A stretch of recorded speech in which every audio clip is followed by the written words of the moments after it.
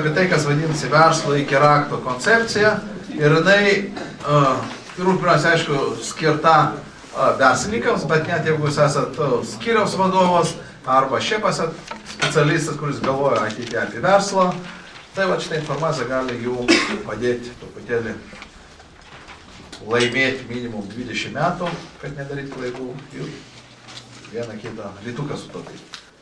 Versle, kuris yra kaip sistema, lengvai kontroliuojamas, svarbiausias žodis yra kontrolė. Bet čia kontrolė turi valdyti, turi įtakoti.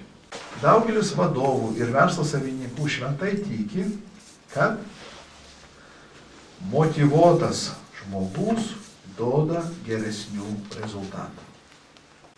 O realiam gyvenime tai nefunkcionuoja. Realiam gyvenime geri žmogaus rezultatai, kaip taisyklė būna ką?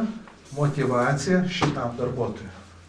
Jeigu jūs turit gerą verslo modelį ir dar pridėsit prie to gerą mokymo sistemą,